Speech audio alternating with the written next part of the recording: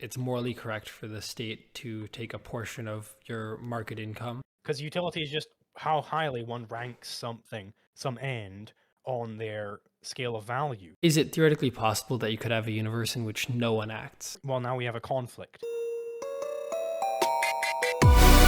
Okay, sure. So basically, I was ready to talk to you about about argumentation ethics, and I figured just to make sure that I had the correct interpretation, everything. Maybe you could like spend 2 minutes just explaining that one more time, and then I can go into why I think it's problematic.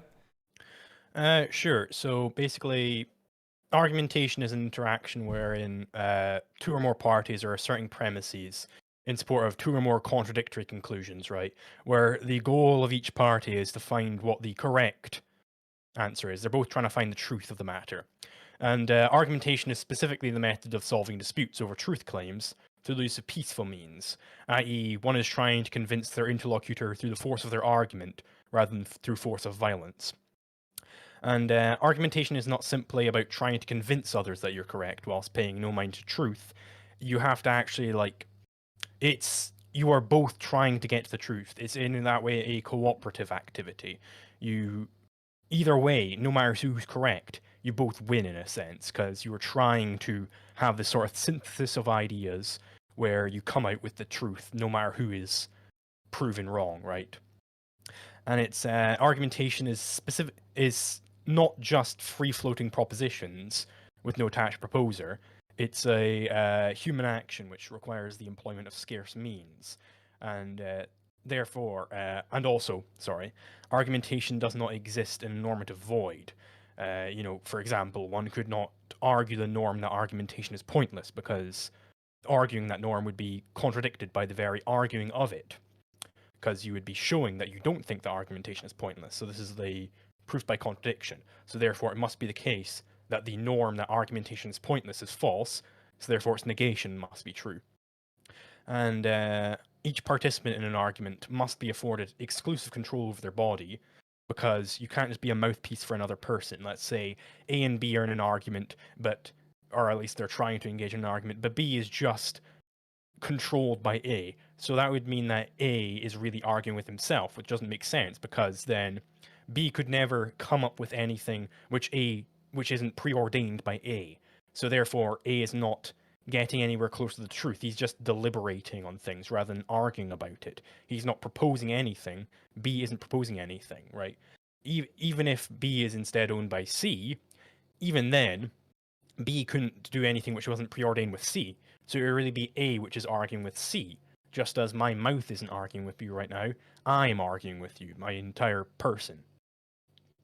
Okay, yeah, I mean I think that conforms with basically everything I understood. So I guess my two major critiques of that would be, first of all, I don't think that it establishes that you have ownership of your body any like other time, right? When you're not arguing. And it's fairly easy to make a distinction between when you should argue and when you shouldn't. And then the second argument that maybe you can explore later is I don't think that you can get from there to things like property ownership, because that requires basically you have to be parasitic towards another normative framework to even get like who should own what property. So maybe we could start with the question of like whether or not it establishes the right to your body when you're not debating. Sure. So basically, when you're making this type of claim, it would apply to all conclusions reached within an argument, right? Because you can't just say, well, this one claim, even though I could not possibly dispute it argumentatively, and to even try, I would contradict myself. Well, that would apply, if that was true, it would apply to all claims within an argument. It would be as if I were to grant you that this is true, but only whilst we're arguing. And when we're not arguing, it's not true suddenly. That's just a complete rejection of what truth means. Truth, if it's true, it's always true. Yeah, so I agree with you. I think that, but instead you don't have to have an all or nothing approach. You don't have to have it be that you always have bodily autonomy, and that's what I argue for. You never have bodily autonomy, right? I can argue, as I am now, that you should have total bodily autonomy when it's useful, and you shouldn't when it's not useful. And in the times where you're arguing, it is useful, so I can convince you. But there are plenty of times where it's not useful to argue, and therefore, people should be able to enact violence on you. Right, but you could never propose this as an ethic. If you tried to propose this as an ethic, basically the slavery ethic, you would be in a dialectic contradiction, because to propose this to me, you would then have to say, right, you have complete and total control of yourself, and I grant you complete control of yourself. I do not propose this slavery ethic. But then the only time when you could ever propose this slavery ethic is in an argument. You couldn't propose anything outside of an argument because arguments are specifically propositional exchanges, right? So if you could not propose this without accepting the normative presupposition that people own themselves. Right, but to be clear, I'm not making the argument. There's no contradiction in my argument because I'm not saying that I simultaneously own and don't own you. I'm saying that I either can enact violence or can't enact violence at different points in time, and that's totally logical for me to argue, right? For example, you and I could argue right now. I could say, I think I should convince you to be my slave in 1 hour, and there's no contradiction there because we can agree now that you should be my slave in 1 hour, and then an hour from now, we're not arguing and you're my slave. But if you were to have this normative dispute that, okay, I think you are my slave and I own you, you couldn't propose that, right? You couldn't propose that because you have to grant exclusive control over the other person when you engage in argument. The only time when you could propose any ethic is during an argument. And given you could never propose that you own another person in an argument, you could not possibly. This must be a false ethic. This is proof by contradiction here. Because it would always be negated by its very proposal, it must be false. So we agree that I could theoretically convince you to be my slave at another time, right? It seems to me your claim. I don't think you might convince me to act as if I were your slave, but I don't think it's possible to alienate yourself like that. I don't think it's possible to sell yourself into slavery because of argumentation ethics, because I would be capable of arguing still. So to be clear, the issue here is that you think that you must always be able to defend a proposition. You can't only defend it before it's enacted, right? You always have to be able to defend that you have the right to do something. If you try to defend it before it was enacted, you have to. If you try and propose this, you are simultaneously accepting the notion of conflict avoidance. You are simultaneously accepting that, and you're accepting the notion of conflict initiation, which is a contradiction. So you must be wrong. But that's not true because I could accept different things at different times, right? I could accept that my car is blue today. You wrong, right? No, that's not true because I could accept that my car is blue today, but I know I'm going to give it a paint job tomorrow morning, so it'll be green. And that's not contradictory at all because those aren't two different things. That's not the same because you can paint your car different colors, but you could never propose anything. Whenever you're proposing something, you have to accept the normative presuppositions of argumentation. Whenever you're proposing anything, it's the foundation of any propositional exchange is argumentation. Right. So if you have to accept those normative presuppositions, and one such normative presupposition is conflict avoidance, which would to be clear, which is conflict initiatory. This is a time and situational issue, right? So from what I understand from you, you're saying that to be able to propose anything, you have to be able to propose it all of the time, right? I can't propose something initially and then not be able to propose it anything. Later. You have to accept the presuppositions of the very act of proposing it. But wait, you don't think that you could accept different presuppositions at different times, right? But whenever you are trying to propose it, right? You have to accept those presuppositions. Well, yeah, exactly. I agree. I accept the supposition. Oh, sorry. Go ahead. My bad. The only time when you could propose any ethic is during an argumentation, because that's what it means to propose an ethic. So if you propose an ethic which contradicts those presuppositions, you have negated. You're in a contradiction. So that ethic must be false. So the reason I brought up the car example is because we already agreed that different things can be true at different times. So in that case, I don't understand why I can't agree that you own yourself at time X, but we can both agree that you don't own yourself at time Y, right? That's not contradictory at all. In fact, almost every normative theory would hold that that's possible. No, it would be contradictory because you'd be contradicting the norm of conflict avoidance, right? Because you are saying, right, I'm proposing, you're basically in the act of argumentation, you're saying, right, we should avoid conflicts. But at this time only. I'm not saying in general that we should always avoid conflicts. I'm saying that while I'm arguing with you, we should avoid conflicts, which can be true now, but not true later. But the foundation of ethics is argumentation, because you could only ever propose an ethic during argumentation. So you are simultaneously saying we shouldn't. You are physically saying that we shouldn't avoid conflicts, but then you are showing by your act of arguing that you prefer to avoid conflicts. So to be clear, is your stance that you must, for something to be true, you must always be able to propose that, right? You can't just propose that once and then have it be true later.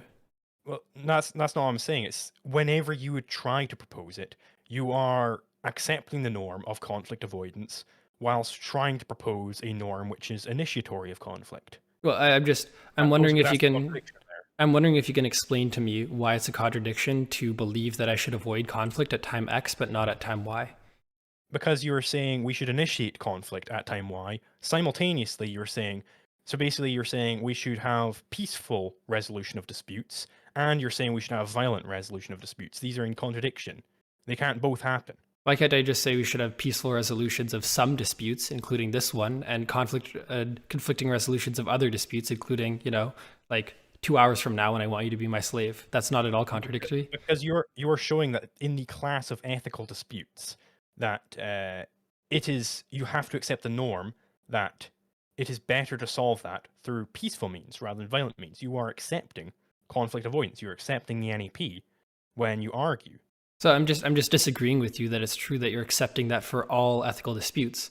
I think that I could accept that for certain ethical disputes, including this one, and not accept that for others. And I think you have to do far more work to explain to me why that applies to other ones, right?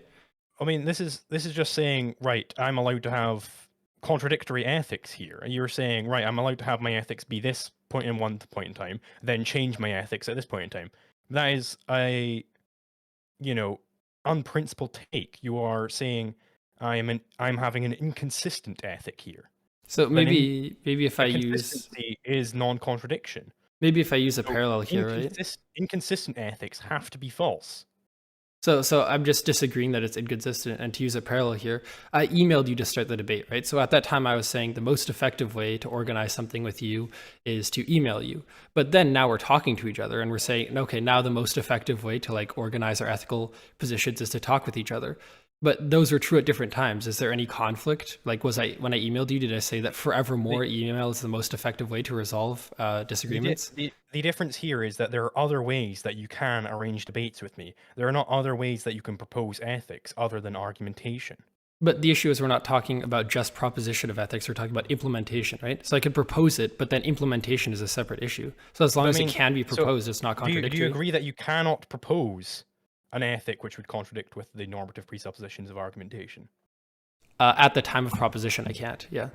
So yeah, which was what makes a false claim. What makes a false proposition is if at the time of proposition you could not propose it. That's what it means to be false. I just don't understand what you're saying, right? Like I could have any arbitrary cutoff, right? There are lots of good ones, right? So for example, I'm utilitarian, but you could have any arbitrary cutoff that I say, before 3:15, all disputes should be resolved without conflict. And after 3:15 on April 1st, 2022, all conflict should be resolved with violence. That's in no way self-contradictory. It might be arbitrary and stupid, but it's not contradictory.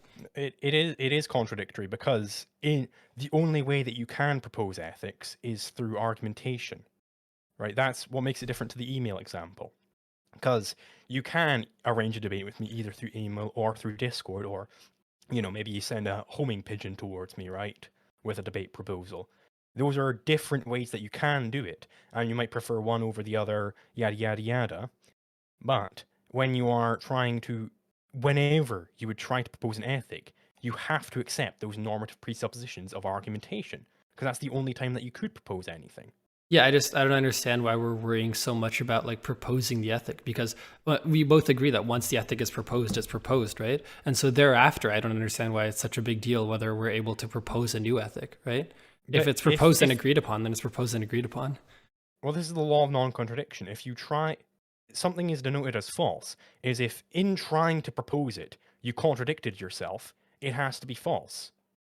So the issue here is that there's actually no direct contradiction. So I feel like there is. We're good to go to another example. But if I say, like oranges are orange and apples are red, right? Then you can't say like, oh, you just said some fruits are you just said fruits are orange, but apples are fruits and they're not orange, right? It's not a contradiction if there's a subcategory of items. That's again different because, again, there are some fruits which are red and some fruits which are orange. It's not inherent in the class of fruit that it has to be a certain color, but it is inherent in the act of argumentation that you have to accept certain norms. But Like, for wait, example, would you agree that I couldn't argue that argumentation is pointless? yeah, I agree.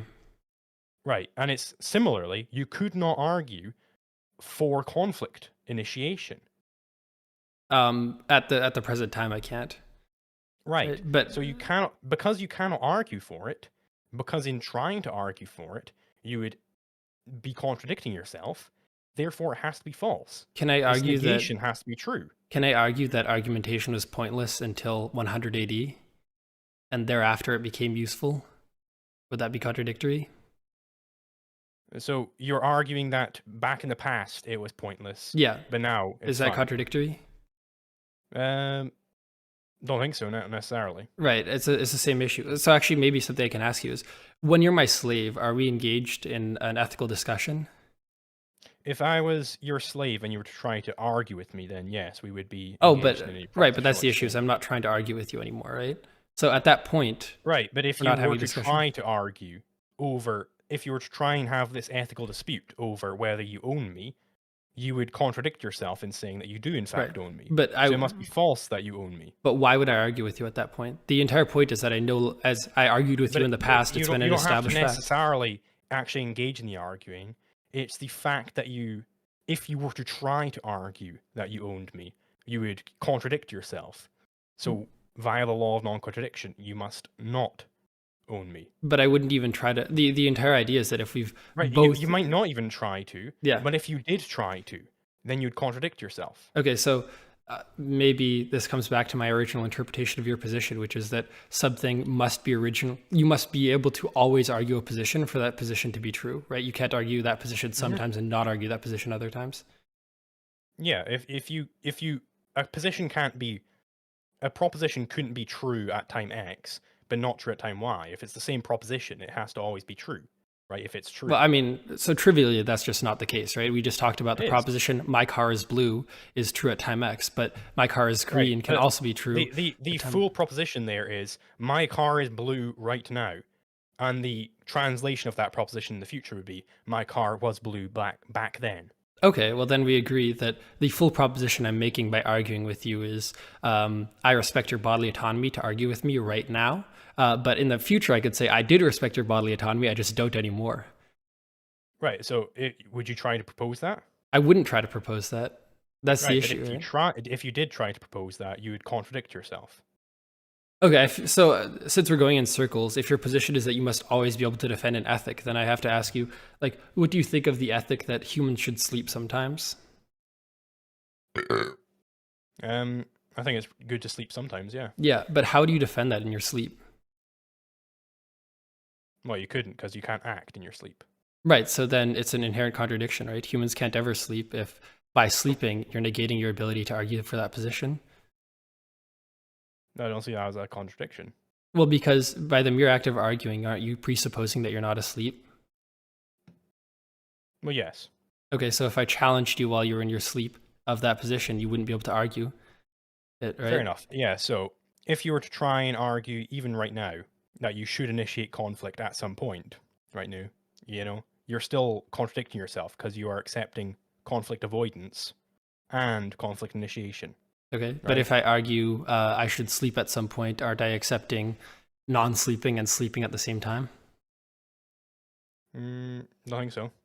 I don't understand why. I mean, it's the exact same. You have to presuppose non-violence to have an argument, and you have to presuppose non-sleeping to have an argument. But it's the fact that you are presupposing that the best way to solve disputes is non-violently. Yeah, but am I presupposing that the best way to solve disputes is to not have me be asleep? I feel like I am, right? Because if I'm asleep, we can't solve this dispute. Well, no. Being asleep doesn't have anything to do with propositional exchanges, though. It doesn't have anything to do with disputes. But if I'm asleep, can I engage in a dispute? What? No. What? No. Right, exactly. But it's not to do with disputes, though. I'm sorry, I don't understand. Whereas ethics do have to do with normative disputes. Right, but if my normative position is nobody should ever sleep, and you say, well, actually, bro, machine, that's pretty stupid. Some people should be able to sleep sometimes. Then your ethical position would be that, yeah, some people can sleep, and that's self-contradictory. This isn't derived from the argument from argument, though. It is, though, right? because to be able to argue that position, you must be not asleep, right? Yeah, to be able to argue that, you must not be asleep, but it's the fact that it's not an ethical dispute. There isn't an ethical dispute Well, in no, the I act of think sleeping. it's very There is immoral that you sleep. whereas in arguing, you are engaged in an ethical dispute. At least when you're arguing over ethics, right? Well, there you go. I think that it's very immoral for you to sleep, and you can't combat that position, right? I think you should not sleep, and I'm personally offended by it. Right? You have no ethical rebuttal to that. Right, but could you derive that from the argument from argument? Yeah, you can, because to be able to engage in my argument that you should be able to allow to sleep, you must not be sleeping. Right, but it's not an ethical position to sleep. It is an ethical position to argue. That's the difference. There aren't normative presuppositions in sleeping. I keep misunderstanding. So I could just say there's no normative presupposition in violence, right? Where's the normative presupposition? I mean, not necessarily, but there is a normative I mean, like a lion is violent sometimes, right? But there isn't a normative presupposition in sleeping. There is in arguing, though. Right, but that's fine. We just agreed that if there's no normative presupposition in things, then they can not be covered by the argumentation from argument. And we just also agreed that violence is not necessarily normative either, so then I can engage in violence. Right, but it would violate the normative presuppositions of argument, though. Yeah, and wouldn't sleeping also violate them? No, because there isn't a normative presupposition of argument against sleeping, but there is against conflict avoidance, against initiating conflict, sorry. So you think that by your definition, there's a normative presupposition against something if you can't do that thing while in argument, right? It's if you are, the normative presuppositions of argument are those norms which you have to accept in order to argue. Right. For Do you have to example, accept that neither person is sleeping? like, that the other person owns themselves, right? You couldn't Right. argue with something which doesn't own itself. Yeah, and do you have to accept that you both are awake? I mean, that's not normative. That's just factual, whether they are awake or not. Yeah, but I don't. So, but whether or not I'm committing violence is also a factual claim, right? Right, but whether you should commit violence is a normative claim. But whether I should sleep is a normative claim. Okay, but that doesn't mean that it's necessary in argumentation whether you should sleep or not. Okay, you have maybe to accept that the other person owns themselves. You have to accept that they have exclusive control over their body, you could say. right, in order because to argue with them. it's physically impossible to argue with somebody if they don't own themselves, right? It's not just that it's physically impossible. It's not to do with the physical state of the person. It's to do with you are essentially saying, right, I want you to come up with propositions on your own, and then we will come to the truth together. Right. And can you come up with propositions while you're sleeping? Well, no, that's the argumentation ethics doesn't say you always have to be arguing. It says when you're arguing, when you're having these disputes over ethics, you must accept certain norms in order to argue. Do you agree with that? You must accept certain norms to argue. Right. And do you think you could contradict those norms in that argument? No. Right. So, if you could never propose an ethic which contradicts those norms, how could it be seen as true?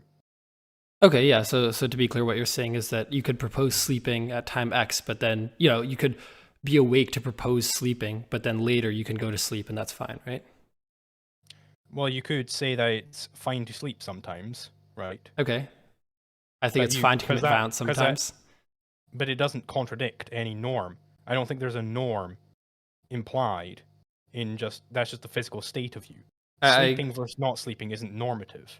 Yeah, I keep misunderstanding how you derive whether something is a norm by argumentation or not. It seems like what you're saying is that it's a norm if it's a necessary presupposition for argument to work, right? Right. But specifically a normative presupposition. Like, you have to be able to act. You have to be able to control your body, right? But how do you get out of it that it is a normative thing versus not? Like how do you know like that? whether it's normative or not? Yeah. like whether it's an ought, right? Right. But whether or not I'm committing violence against you is not an ought, right? That's just a factual claim. I mean, it depends how you define violence and all that, but assuming that we have some definition of violence, whether or not I'm shooting at you Yeah, is just whether somebody is committing violence is not in itself normative. okay. So now we have both that sleeping and committing violence in and of themselves are not normative. So maybe you can explain to me how you move to the fact that we shouldn't commit violence is a normative something that's entailed by argumentation ethics, but we should not sleep is not entailed by that. Because violence is you have a dispute over how something should be done, and you're saying, right, I'm just going to do this through violence, right? It's to do with disputes, whereas sleeping isn't to do with disputes, whereas violence necessarily is to do with disputes, right? Violence in the law sense of the term, not just, two people agreeing to box. They might say they are being violent to each other, but like they're not. It's not violence in the argumentation ethics. I'll use the term aggression from now on to be more specific, right? If you are engaging in aggression, you have a dispute with somebody over how some scarce means should be used, and you are choosing to solve this dispute aggressively. You don't care about what they, you want to impose your will on them. You want to rule them in a sense. Whereas sleeping, that isn't to do with disputes over scarce means. Argumentation is to do, or at least argumentation over ethical issues is to do with disputes, right? That's the difference there between just sleeping. That's why there isn't a sleeping ethics, but there is an argumentation ethics, because argumentation is to do with disputes. So I realize what you said there, but I don't think it connects to your argument at all because it sounds to me like the way that you establish. Maybe I could try my best to put this in propositional logic. So you're saying if you're arguing, you must not be violent. You are arguing, therefore you must not be violent. Is that fair?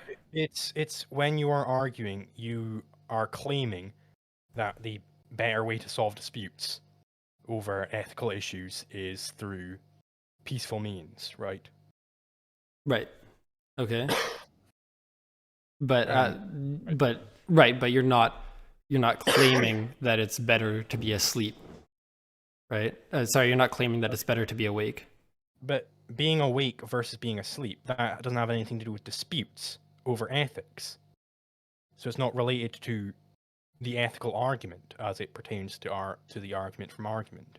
So I understand what you're saying. All I'm saying is that you're missing the crux of the issue, which is that the way that you establish that you should not solve disputes violently is because if you solve disputes violently, you can't have an ethical discussion, right? It's that whenever you were to try to have an ethical discussion, it would be a dispute over how things should be done. Yeah. And you have to accept the norm that things should be done, we should solve these disputes peacefully rather than violently. And whereas maybe I'm misunderstanding. It's not to do with disputes.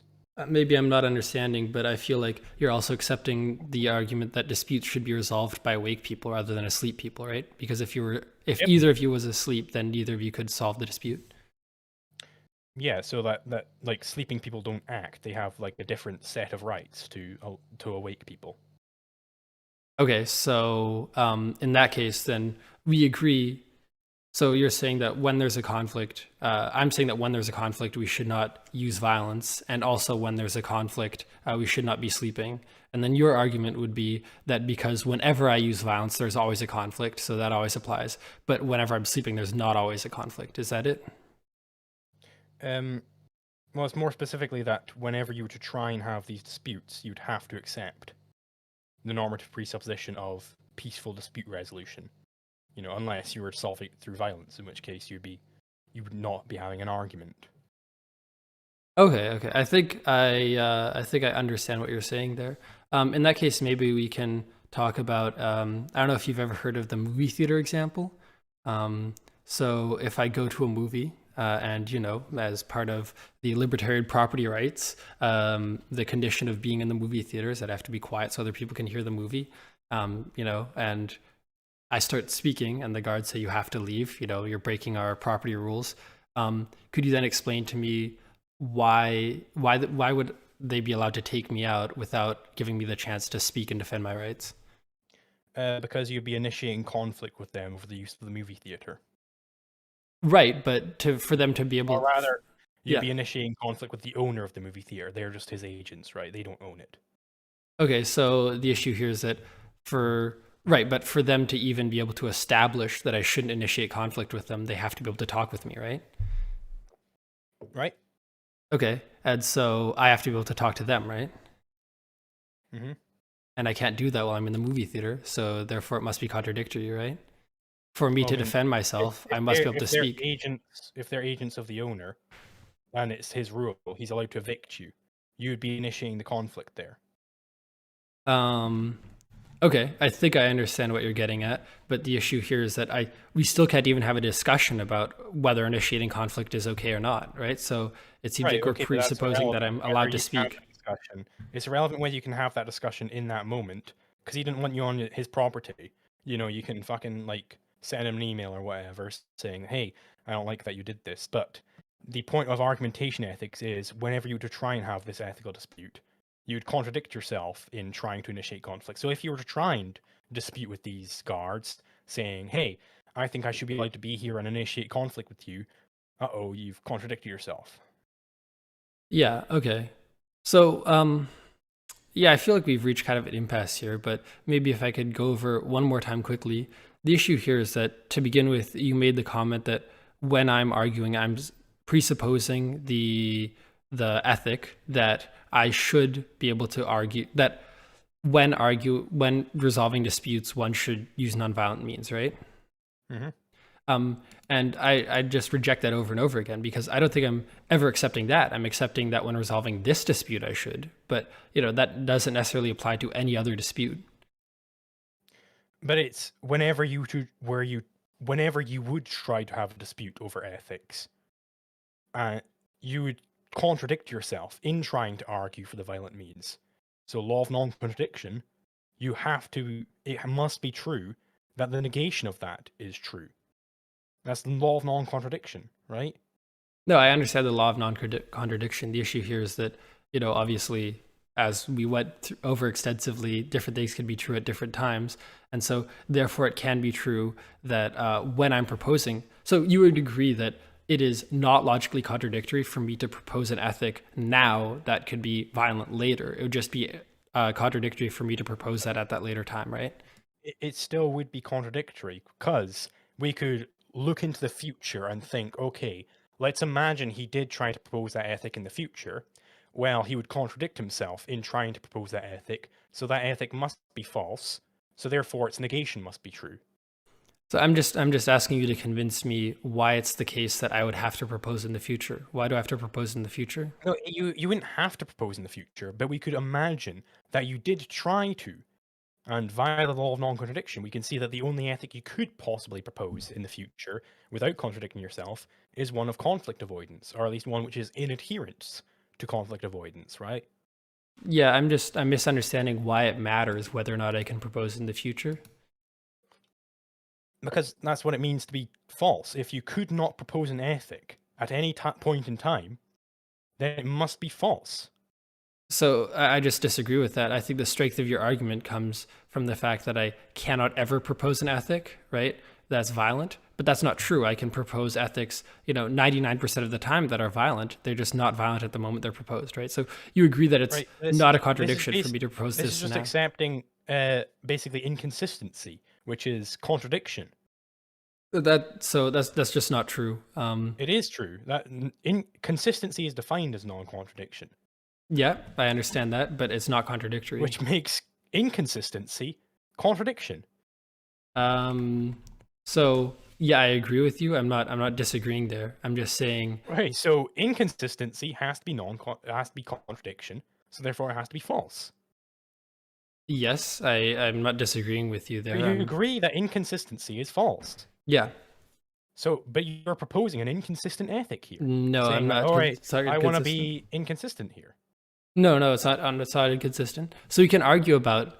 Maybe I could try to narrow down the debate a bit, and we can argue about whether or not I have to propose an ethic at all times for that ethic to be true, right? That's one thing. But let me narrow it down. You agree that it would be not self-contradictory for me at this moment to say I think I should be able to own you in 2 hours, right? No, it would be contradictory because we can imagine if you were to try and say that you owned me in 2 hours, you would contradict yourself. It's like, I'm trying to think of an example here. It's when you, this is what Rothbard means when he talks about an axiom. He says, in trying to dispute it, you would negate yourself, you would contradict yourself, so therefore its negation must be true. It's like the action axiom, right? Are you aware of the action axiom? Yeah, that you must, Yeah. that people do stuff. Yeah, that man acts, essentially. Yeah. I.e., they engage in purposeful behavior. In trying to dispute that, at any point in time, you would contradict yourself. So it has to be true that man acts. At some points, some humans don't act, but at that point, they aren't engaged in any proposal of anything, right? So it doesn't matter at those points. But in any point where they were to try and propose this, they would contradict themselves in trying to propose that they are not acting. Right. So I understand all of your points. I'm asking for a very minimal concession here. All I'm saying is that it can be true that I could propose something that would be contradicted later on, right? As long as I'm not proposing a contradictory thing at the same time, right? But that's the point. We can imagine what would happen if you were to try and propose. Like right now, I am not proposing that I do not act, but we could imagine what would happen if I did try to propose that. Well, I would contradict myself, so therefore it must be the case that I am acting, at least whenever I would be able to try and propose this thing. Right, yeah. So we're not disagreeing here at all. I'm saying that I could propose that I won't act in 5 minutes, and that's not contradictory at this time. It may be contradictory if you challenge me in 5 minutes and I have to argue with you. Right. Right. But you would agree that it's not.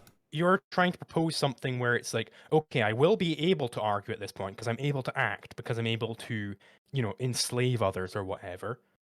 But I am still going to say that at that point, I am allowed to enslave others. Well, what if you try to propose that? Because you're now trying to propose that in the future, whilst you're able to engage in argumentation, you are trying to enslave others. Well, you would be contradicting yourself, so you must be contradicting yourself now. Because you're trying to impute this proposition to the future, essentially. Right. So that's why I keep trying to break it down. So if we agree that I'm not imputing it to the future, right, like temporarily for the sake of argument, right? If we agree that that's true, it's possible for me to not contradictorily propose it right now, right? I mean, if we agree, I can't agree on something which is false, though. Like, Well, I'm not asking you to agree. I'm asking an if statement, right? If it were true that it doesn't have to be defended in the future, then it's not contradictory. We're gonna get incoherent ethics here, incoherent logic. Sorry, because if it's like saying, okay, right, if the law of non-contradiction wasn't true, what would happen? Well, we're gonna have fucking crazy world. We're not gonna have anything which makes sense. So it's not logically entailed by the law of non-contradiction that I have to be able to propose something at all times, but you should be able. You should. I'm not making that claim. Okay. I'm making the claim that if it's the case that if you were to try and propose something, you'd contradict yourself, it must be false. Right. So is it possible to non-contradictorily propose something now that will be different in the future? Give an example. Cars, right? Blue car, green car. Right, so I could, without contradiction, propose that my car will be orange in the future. Yeah, you could do that. Okay. And because it's not in the nature of a car to be non-orange. And could I propose in the future that violence will be justified?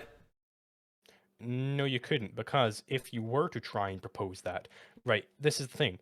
If I were to try and propose right now, I don't have a car, but let's imagine I had a blue car, and I propose in 10 minutes my car will be orange.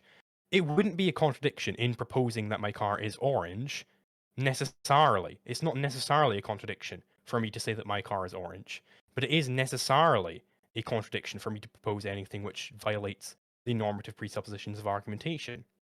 Maybe you can explain to me why that is one more time.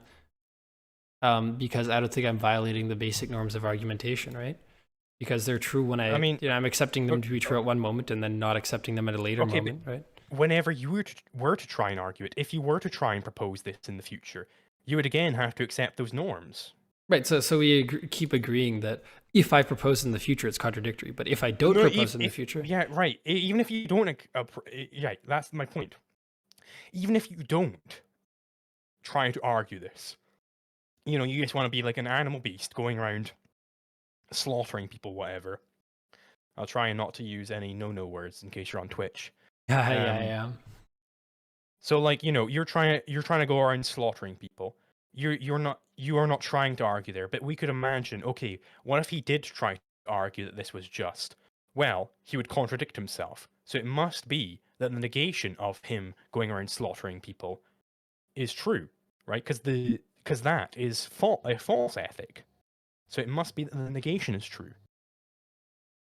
So yeah, I agree with you. That's why I feel like I keep proposing a hypothetical, and then you just keep saying, well, I say if X and Y, and you keep saying, well, not X, therefore it's not true. I'm not asking you if X is true. Like, it's not the case. You don't have to argue something.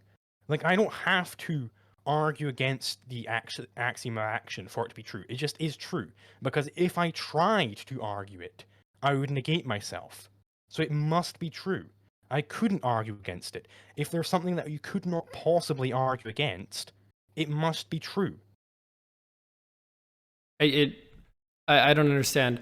Yeah, it must be true at the moment of argumentation, but No, not just at the moment. If no matter at what point in time, if you were to try to argue against it, you would negate yourself. It has to be true. okay, so great. I feel like you're not quite understanding here. The issue is that to be clear, you have to always be able to argue something, right? For it to be It's true. not that you have to always be. It's you would have to be able to propose it at some point without contradiction. Just at any point, if you were able to propose it without contradiction, then it's not necessarily false, right? Because there is a counterexample there. But there is no counterexample to arguing against the norms of argumentation. So you're agreeing that it must be true that something can be proposed at all points for it to be true, or It's that when right, I feel like you're not getting this. It's that when you are trying, if you were to try to argue it, you would negate yourself. So Yeah. the negation of that has to be true, right? That's law of non-contradiction. So you don't have to necessarily actually argue it. You know, you might be sneezing right now, so you're not arguing in that moment, or you might be asleep, right? But if you were, we could imagine that you did try to argue this, and we'd go, okay, right, he would contradict himself if he tried to argue this, so therefore it must be false. If he were to try to propose this thing, he would negate himself, so the negation of that has to be true.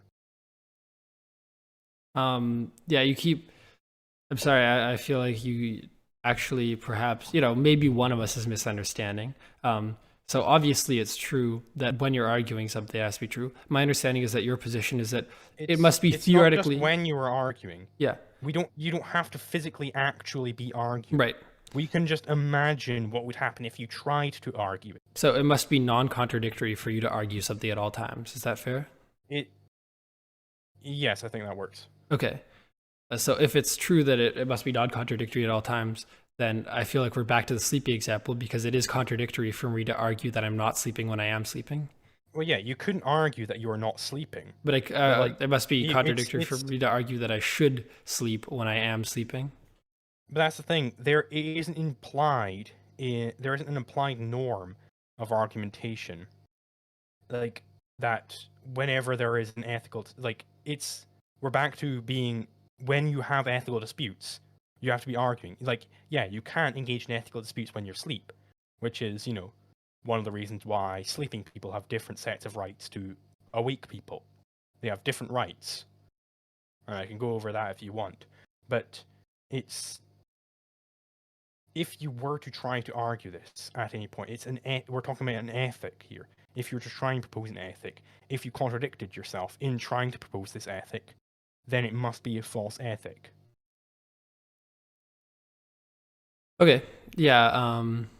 Right. So I feel like we actually agree on your position mostly, which is that you must be able to theoretically propose something at all times for it to be true, right? You don't have to actually propose it at all times, but it must be logically possible for you to propose it at all times. Yeah. Okay. So I couldn't argue again. Could it be true that at some point people don't act? Mm-hmm. Yeah. Well, yeah. So if we should be like clear about what we mean by people, because sometimes the physical human does go into non-action, if they're unconscious or if they're a child or something, and in that case they have different sets of rights, which is why argumentation ethics really only applies. You might be able to make an argumentation ethics for children, but like the children issue is a child is any person who is not engaged in action. I think that's the best definition of a child. So they do have different rights, right? It's argumentation ethics because they're not able to argue. They're not able to negotiate for their own care, essentially. They don't have the same rights. So it is true, in a sense, what you're saying. They don't have the same rights. They don't actually have exclusive control over the body. Like, if you find a sleeping person on the side of the road, and it's in the middle of a fucking blizzard and they're going to die, you can do things to them which would be illegal to do to a live person, right? It's harder to imagine with the sleeping person, but we can see it far easier with children. Like if a child is about to run into traffic, you're allowed to pull them back and say, hey, you're not allowed to go into traffic there. Even though if a fully adult person, a person who's acting, wanted to kill themselves, they'd be allowed to do it. So is it theoretically possible that you could have a universe in which no one acts? Obviously, nobody could argue that position. If there were no humans, right? If everybody was like brain dead or whatever, then that would be a universe where nobody's acting. Right. And obviously, it wouldn't be possible for you to argue. It wouldn't be possible for any of them to argue the position. But it would still be true. Well, none of them would be a human, right? Right. The issue of human ethics wouldn't come up because there wouldn't be humans anymore. Yeah, I'm not asking about human ethics. I'm just asking about whether it's possible that you could have something that is true, but that nobody can argue at that point. Right, but then ethics doesn't play into it, because ethics is about how actors should go about acting. If there are no actors, then ethics doesn't matter. So it would still be true. If there were an actor, he couldn't propose certain things. You're saying that in any ethical discussion, anything that is true must be assertable at that time. I mean, at any time, right? I feel like the issue is, what I'm saying is that it can be true at any time, but it can't, it's not true that you can always assert something, right? Yeah, okay, I get you. Okay, so then you would agree that you must always be able to assert something for that thing in the ethical domain to be true. Yeah. Okay, I mean, I suppose I just disagree with you, and I don't think that that's entailed by argumentation ethics, because I just don't see why I have to argue for my ethical positions all the time. I could argue for them once, as I'm doing now. I'm not saying you have to argue for them all the time. We could imagine what would happen. I don't understand why I have to be able to argue for my ethical positions all the time. I mean, if you can't propose an ethic, if in trying to propose it would be falsified, then it's a false ethic. But why do I always have to propose the ethic? Why can't I, why do I always have to be able to propose the ethic? I could just propose the ethic once, and then if we all agree to it, isn't it just the ethic? I mean, that's just, all right, but that would mean you were able to propose that ethic. Yeah, at one point, right? Not always. Right, so that would mean it wasn't negated by the act of argumentation. Yeah, none of the ethics I'm proposing are negated by the act of argumentation in and of themselves. They're only negated if you must argue them at all times, or be able to argue them at all times. Okay, right. But this is why we have the class of, like, we can call them the class of arguers and non-arguers, right? The class of arguers, which is those entities which are capable of argumentation, the ethics which apply to them, they could not ever propose an ethic which would contradict with argumentation. Right, I agree. I'm just asking, why do I have to be able to propose that ethic at all times? Why can't I just only propose it once and then I recognize it's self-contradictory to propose in the future, so I just never propose it again? But I mean, what would be an example of such an ethic where you could propose it at one point in time, but it would be self-contradictory to try and propose it again? I should own everybody in the world after our debate is over. How could you propose that now? Because, you and I could have a rational discussion about it now, but it would be self-contradictory when I own you, of course, for me to propose that. Right, but then we can imagine, because to own other people, you have to be, you have to be able to act. If you were never to act again, then you would never have property rights. Right. So if you were to assert that, if we were to imagine that you try to assert that, we would see, oh, he would be engaged in a contradiction, so it must be false even now for you to try and propose that ethic. What I'm misunderstanding is why I have to assert it later, or why I have to be able to assert it later. Because if you were to try to assert the negation of it, you would falsify it.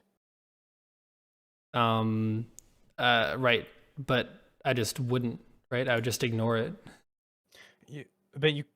But we don't care whether you actually do go about that process of trying to justify your actions.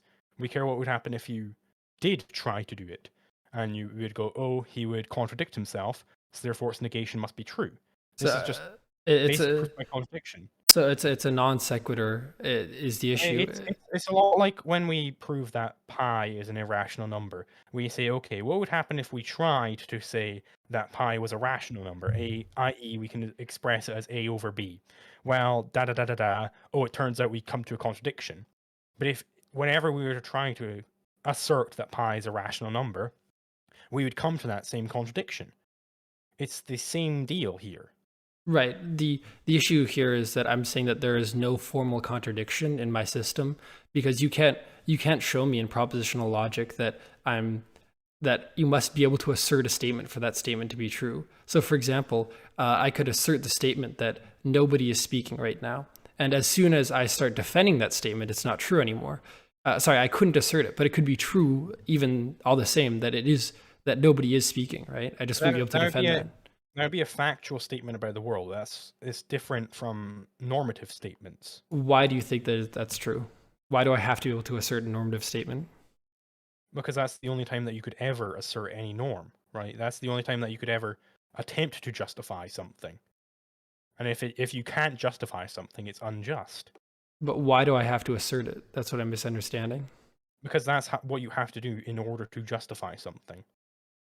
Right, but the issue here, okay, is if we think back to the idea that I asserted it 20 minutes ago, and then now everybody remembers my assertion, then it's not necessarily true that I have to justify it again if everybody already knows it's justified, right? So I don't know, I don't know if quotes from Hoppe will help you at all, but bringing up this example of, well, I did justify it in the past, but that's exactly my point. You couldn't have just brought up and justified something in the past which is contradictory to the norms of argumentation. That's my point here. I'm saying that it's not contradictory. Something can be contradictory at one point and not contradictory at another point, right? Right, but not when it contradicts the very act of proposing something. So, I mean, that's not true. The issue here is that I'm not proposing that at all times, right? We can imagine if you were to try to propose it. Yeah. And if you were to try to propose it, then you would find yourself in a contradiction to try to propose the slavery ethic as opposed to the non-slavery ethic. So it would be a contradiction to propose the slavery ethic that you are my slave now, or that you should be my slave now. At any point, if you were to try and propose a slavery ethic, you would contradict yourself. So I feel like the issue is that we kind of already agreed that narrowly as far as I remember, I could be wrong here, but I think we agreed that if I only propose it now and never propose it again, and it's self-contradictory in the future, but it's not contradictory now, that doesn't automatically make it a contradiction, right? Right, but if that's only when it's like, it could change in the future, but you could never change the normative presuppositions of argumentation. Right, but I could change what presuppositions I'm accepting at that point, right? Because You couldn't change. No, you couldn't. You couldn't change the necessary presuppositions of argumentation. You can't change those. well, I could change whether or not I accept them based on whether or not I'm in an argument. No, Can't I? no. Right, yeah. But you couldn't change what those presuppositions of argumentation are. Right, but whenever I'm not in an argument, I wouldn't have to accept them. Okay, but then you're just accepting a contradictory ethic here, right? We could imagine if you were to try to argue it, you would falsify it. Yeah, but the issue here is I just don't accept that I have to be able to argue a position at all times, right? I can argue it once. If I mean, like, let's just apply this to anything else. If you were to try to argue it, you would negate yourself. How does that make it not false?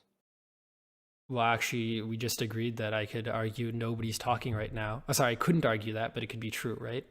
Is it always false that nobody's talking right now? That's not a propositional exchange, though. It's not inherent to the act of arguing. So you couldn't propose that nobody is talking now. It's inherent in the act of argument that somebody is talking, right? I couldn't propose that nobody's talking. Yeah, you couldn't propose that. It might be true that everybody's dead or whatever, and it wouldn't be proposable, but that's not an ethical concern. So I understand with you. The issue is I think you have to demonstrate to me why it's different because it's ethical. And I think what you're doing now is you're just saying it's ethical, therefore it's different. But there's no connection there. Just because it's ethical doesn't mean that it doesn't follow that one thing follows the law of non-contradiction, something else doesn't. But ethics are specifically, at least ethical disputes. It's to do with disputes, right? Ethics don't matter if there's only one person. It might be true that nobody is talking right now, but that's not to do with the dispute. That's the difference there. Yeah, so I understand you're pointing at differences, but that doesn't mean that they have any different nature when it comes to the law of non-contradiction, right? But it does, because in engaging in disputes, when you're trying to propose an ethic, you are proposing it as a challenge, right? You are proposing it saying, right, there could be disputes over this ethic. Yeah, I mean, I'm at the time proposition I am, but I don't understand why do I have to. So can it be true that a moral fact can be true when I can't propose it, or is that not true? I mean, it can be dialectically true for all possible proposers, right? Yeah, but can something be factually the case even if I'm not able to propose it at that time? If it's in the moral domain? What do you mean factually the case? Because I'm talking about dialectic truths here when I'm talking about argumentation ethics. Okay, right. So I mean, in that case, that I could just argue that dialectic truths don't have to correspond to real world truths, right? It can be a real world ethical. Okay, right. It is a I don't know what you mean by real world truths here. To factual truths. I don't know, whatever distinction you made there. It can be so the point is that it can be dialectically true that I can never assert that it is silent right now, but it can be all the same actually true as the fact of the matter that it is silent right now. But I mean, that's not the domain in which dialectic truths are really relevant in. Dialectic truths are relevant in exchanges over ethicals, right? Ethics, I should say. So if I understand your position, you're saying that that it could not be the case that something is the fact of the matter morally, right? You can't have a moral fact of the matter that can't be proposed at that moment. Yeah. Okay, I mean, I disagree with you there, but I'm not sure we're ever going to resolve this dispute. I think I understand your position. I'm not. I mean, yeah. If we're not going to get anywhere here, we could go into natural law, Yeah, the second issue. Assuming that we have conflict avoidance. Yeah. I will just take a quick pee break before I do that, though. Okay, sure. Right? I'll go grab some water. Yeah. All right. Hello there. Oh, okay, all good. Yep. Sure. So I guess then let's jump in. So assuming I can't commit violence against you, my position is that, um, for example, um, it's morally correct for the state to take a portion of your market income. So they're not committing violence against you. You're actually committing violence against them by, trying to withhold that. Well, I mean, here we can go over property rights as conflict avoiding norms, I suppose. So basically, if we have conflict avoidance, then we have it that, well, if Crusoe and Friday are on an island, Crusoe sees a stick poking out of a tree, he takes the stick, sharpens it up, and he's going to use it for spearfishing. And then, Friday comes along, and he wants to use that stick for stoking his fire instead. These two things can't happen at the same time. And, Friday, if he were trying to take the stick and use it for stoking his fire, he would be initiating a conflict over the use of that stick, because a conflict is defined as when two men are trying to use the same scarce means towards contradictory ends, i.e., two ends which cannot both happen at the same time. So he has initiated the conflict, so therefore he must be the one who is criminal there, right? Because that is Right. Assuming that you can't initiate conflict. Right. that is the base of our legal system here. Okay. So Like that's how we get homesteading and property rights. We have all of Rothbardian property rights from this base of conflict avoidance. right. So I'm not understanding why it's the case. Why it's the case that if Crusoe makes the stick first, why would it necessarily be his? I could just as easily say that everything on the north side of the island is Crusoe's and everything on the south side is Friday's. And if Crusoe goes and sharpens a stick on the south side, then that's actually him initiating conflict, couldn't I? Right, but you might be able to say that, but how did you derive it from conflict avoidance?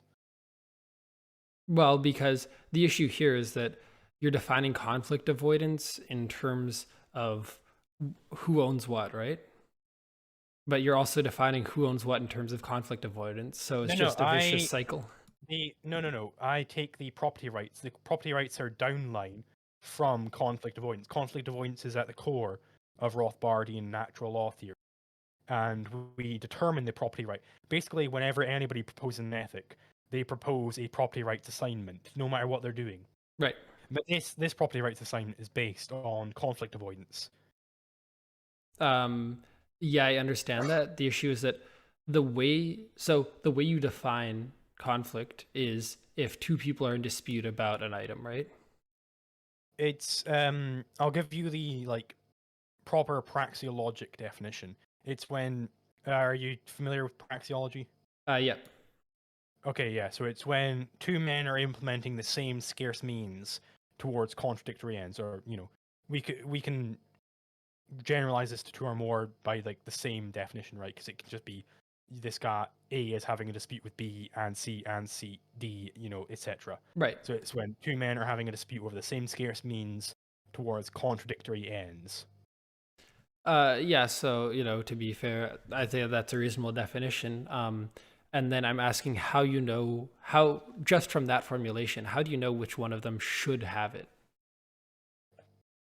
I meaning if I was also on the island stick? No, I'm saying from your formulation that we should avoid conflict, which is when two people are using the same scarce resource towards conflicting ends. You're getting property rights, which tells us that one of them has a right to it and one of them doesn't. And I'm saying, how do you know which one? How do you establish that one does? Yeah. The one which isn't initiating the conflict must have the right, because, again, the core is conflict avoidance, and the negation of conflict avoidance is conflict initiation. So conflict initiation has to be illegal. And Right, but Friday here is the one initiating the conflict because he's the latecomer. so that's only true if you believe that it's actually, you only believe that he's initiating conflict if it's actually Crusoe's property, right? Because if it's actually Friday's property, then Crusoe, by using it in the first place, is initiating conflict. Okay. So we were assuming that the stick was just owned by nobody before Crusoe came along. That's the assumption there. It was just in nature. Right, but It was land, as the economists say. if Crusoe grabs it, you're assuming that it's his, right? You're Right, making that we're assumption. we're not assuming that it's his. We're just saying, right, he is grabbing the stick and he is implementing it as a means now. And then Friday comes along and he tries to implement it as a means to a contradictory end, sorry. So therefore, it must have been, just look at the causal chain. It must have been Friday who initiated that conflict. So I disagree with your interpretation of the causal chain because it could equally be true that there would be no conflict if Crusoe just said, "Okay, I don't really need the stick. Here, you have it for free," right? Well, That avoids conflict too. right. So by disputing with Friday, Crusoe is equally starting the But conflict. Crusoe is trying to implement it as a means. He is already trying to implement it as a means towards some end. And then Friday tries to implement it as a means towards a contradictory end. Sure, there wouldn't be a conflict if Crusoe allowed Friday to use it to stoke his fire, right? That there would be no conflict there. But it's only when they have a dispute. Crusoe is currently implementing as a means towards some end, and then Friday comes along, and tries to implement it as a means to contradictory ends, right? Friday has initiated the conflict there because Crusoe was the initial user. So I'm disagreeing with your definition of initiating because I think that what you're sneaking in, you're kind of begging the question here. You're sneaking in that because Crusoe is using it first, that he can't initiate the conflict, right? Whoever is the second comer or the third comer or whatever is automatically the initiator of the conflict. But I don't think that that's true because the first person could just give it up for free, right? And there's no reason they shouldn't do that. Right, but if they did give it up for free, then it would be there would be no difference between if we're to say that all right, it should with the conflict avoiding norm is that whoever is the possessor, we could say, is the one who owns it. Well, then there'd be no difference from ownership and possession, right?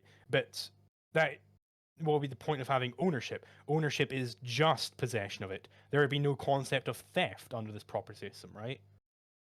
Right, but I'm not proposing that ethic. I'm saying, what if we propose the ethic that whoever has the more important means should get it, and that it's theft if you're taking it and you have the less important means, or in other words, if there's a How do you conflict, determine whose end is more important and whose end is less important? utility. I mean, how do you do? Because you can't have an interpersonal comparison of utility. I don't understand why you can't. You I absolutely mean, can. how would you go about that? I mean, so first of all, you would just measure like the level of chemicals in each person's brain, right? You would measure the number of receptors that are fired from a certain thing, and assuming that there's no soul, and I believe in naturalism, so I don't think that there's a soul. Then all of somebody's happiness must be explainable by certain nerve endings firing. But I mean, how does that? Okay, so how does measuring receptors measure the importance of that use? Because I think that what makes something important is how happy it makes people. And given that one use is likely to, we know that one use will make a certain amount of happiness and another use will make another certain amount of happiness. So, what is the unit you're using here? Utils. I mean, like, what does that mean? I mean, it's hard to define with our current scientific knowledge, but I could say that, like, certain X million neurons fired for the pleasure center, right? Or X grams of endorphins generated in the brain. Okay, so what if we had like a super depressed person who just, they have complete anhedonia. They don't have any like pleasure centers firing at all ever in their life. We know they won't ever. And I get really, really turned on when I murder someone. And I murdered this person. Would that be good? So, I mean, first of all, I'll bite the bullet there and say that that's fine because that's how pleasure works. But additionally, I noticed that we're not talking about logical entailments of the initial argument anymore, right? You're just saying that I have a much less savory position than you do. Right, But but so we're you just agree that it's logically possible. we're trying to talk about.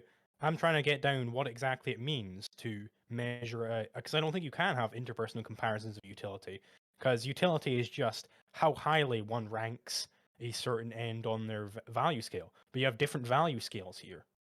So, I mean, I disagree with you because I think that utility is ultimately deducible to some physical interactions. Are you a physicalist? Do you believe that? No, I don't think you can deduce because utility is just how highly one ranks something, some end on their scale of values. Oh, but It's not neurons firing in the brain. It's not how happy you are. It's how highly you rank it. It's like if you had some sports day, you're at a sports day, and you saw the swim team. Nobody was taking in the times of each racer. You had a swim team. They took a race, a swimming race, and then you saw a foot race, and then you noted down the positions of each of these people. And then you went, okay, right. Which of these people would win in a cycling race? The first place in the swim race or the first place in the running race? Well, you don't know because it's ordinal. Utility is ordinal, so not cardinal. so first of all, that the way that I'm using utility is synonymous with happiness. But if you don't want to use it that way, that's fine. We don't have to use the word utility. I can just say whatever generates more happiness, and then measure happiness by neurons fired. But I think it's also simply untrue that utility is ordinal and not cardinal, because there's well-known experiments where you could have people based on odds ratios choose, like, would you rather 100% chance of $100 or 50% chance of $200, and then we can give ratios to that based on basic logical reasoning. So it's true that we can measure cardinal utility. How does that mean it's not ordinal? Well, because ordinal means that there's just an order, right? But cardinal means that we can measure it against each other. And I'm saying that it's clearly possible. No, Basically, you're not actually taking a measurement of their utility. Whichever one they chose, you just know that they desire that more than the alternative. right. What I'm saying is that interpersonal comparisons of utility are, I think, one thing, but it's undeniable. Like, the vast majority of economists would agree that you could have cardinal comparisons of a single person's utility, right? Well, the vast majority of economists are wrong then. Okay, sure. But so given that it's true that you can have these experiments where people, based on like risks, will assess one thing or another, doesn't that give a clear ratio? Like, I prefer something Yeah, it does. 50 times more than another thing. No. It doesn't show that they prefer it 50 times more, right? It shows that they prefer this one more than that one, more than that one. No, but the issue still here an is that ordinal. when you introduce risk, you're automatically introducing ratios, right? This is just how like expected value works. So given that people can do expected value calculations on themselves, that means that they must be able to compare the degree of their utility, not just in an ordered list, but in an amount. Maybe no. They're just personally deciding, okay, I'd prefer this one over this one. You can't say anything about how much more they desire it than the alternative. So, I mean, it's just a basic mathematical fact that if you prefer 50% chance of option X to 100% chance of option Y, you must prefer option X, twice as much as you prefer option I. No, that's not a basic mathematic fact. That's just how the rules of expected utility work. I mean, I might prefer, a 49% chance more than both of those, right? yeah, that's fine. And that would imply, I mean, it's hard to do the math on the fly, right? But whatever the reciprocal of 49 is, you prefer Right, it but that much. I might then prefer a 51% chance above that. I might just arbitrarily choose them. Right, but the issue is we're talking about, like, it's if people are capable of making those calculations, which they are because they do in experimental settings, then it must be true that they have some idea of their preferences. Unless you're saying is like 50% chance of option one in and of itself just one option, and then that's something on the ordered. I mean, like, the point is here that the reason why they rank the things in the order they do isn't relevant. It's just that they do rank them. That's all we can know a priori. Okay, so I might just do like a shuffle, and I have all these options in front of me. I might just shuffle them randomly, right? You can't have any mathematic relationship there because it's necessarily random there. I might do that. so given so let's say we agree that I prefer X to Y, right? Mhm. So if I prefer X to Y, and researchers sit with me in a room and they go down probabilities, right? So they say, okay, would you prefer 60% chance of X to Y? Yes. Okay, 50% chance of X to Y. And then we finally get to, like, let's say 33.5% of chance of X to Y. And now I prefer 100% of Y over 33.5 chance of X. Explain to me how that doesn't imply that there's like amounts of utility produced by both, right? It seems like Because it's clearly still they're just not. order. You're still just saying I prefer 33.5% x to y. It's So still just an order. okay, so you're saying that that in and of itself is an element, Like right? I could say I prefer 99% chance of x to y, but I prefer you know, y to 100% chance of x. I could say that. Right, but the issue here is that like we're not talking I'm talking about what humans actually do, and humans don't actually do that, right? So Yeah, but this is therefore, psychology, not economics. sorry, isn't psychology important in economics? Nope. Okay, how economics is a description of how people act in an economy, right? Uh, no, economics is the necessary. It's basically economics is the economics of exchange plus Crusoe economics. So it's catalactics and Crusoe economics. So exchange and autistic action, you could say. So it's all based in praxeology. So, but um, let me understand. What is your goal in economics? Do you think? Do you think Your that you goal ought in to describe economics, the real world? your goal in economics is to study the necessary. Basically, you're trying to get a general theory of how change and autistic action works. But if it doesn't describe the real world at all, would you say that's still useful? No, it necessarily has to describe the real world. Okay, but if we know for a fact that people do certain things by psychology, then doesn't it seems like your goal of But economics is to it's describe the real irrelevant world, right? because praxeology doesn't care about why you care about a certain means. It's irrelevant because all the answers given by economics, by the subset of praxeology that is economics, that is, all of it holds true no matter what your ends are. Right, but the issue here is that if we could supplement our economic knowledge with things that we know humans do in the real world, doesn't that give us more descriptive power, which is it seems one of the major Sure, goals of economics, right? you can make empirical assumptions, like you can assume that people prefer leisure to labor, right? That there's a disutility to labor, that is. You can make empirical assumptions and then ingratiate those into your economics, but you have to make those assumptions explicit. You can't, go, okay, right, I think yada yada yada will happen, and therefore blah blah blah blah. Right, but I'm saying we have a lot of empirical support for the idea that people know certain ratios of utility to each other. So why can't I incorporate that, I don't given that think we it's do a have a lot of empirical support for that okay, because if we had a lot of uh, if we had the empirical psychology support that I cite. uh, psychology as a science is broken mostly. It's there's a massive replication crisis in psychology. I don't think we know a whole lot about the human brain at all. Okay, so what you're saying is that you would a priori reject any psychological evidence that I wanted to use to modify a priori I reasoning. I would say you'd have to bring in a fucking solid empirical assumption, really make it explicit what you're assuming there. Okay, And I don't think you so can assume that utility is cardinal because that would contradict with the praxeologic a priori that utility is ordinal. but wait, do we have any evidence for the praxeological a priori? I mean, you don't need evidence for it. It's you if you were to be a mathematics student, right, and your mathematics lecturer were to say were to explain to you the um, Pythagorean theorem, and then you went out and tried to measure a bunch of triangles, you'd be missing the point. It's not that, well, this is a hypothesis which you test against the real world. It's that this is a priori true. It's necessarily true.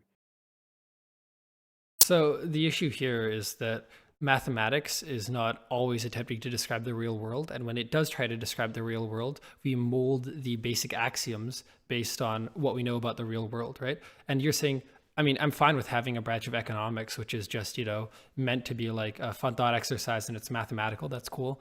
But then you can't turn around and say, well, that necessarily describes the real world. It's just not true. I reject, that premise. It necessarily has to describe the real world because it's based on the axiom of action, which you cannot reject. No, you can't reject that, but I could reject that utility is as ordinal, right? And you'd have to But it's show me derived evidence. from the axiom of action.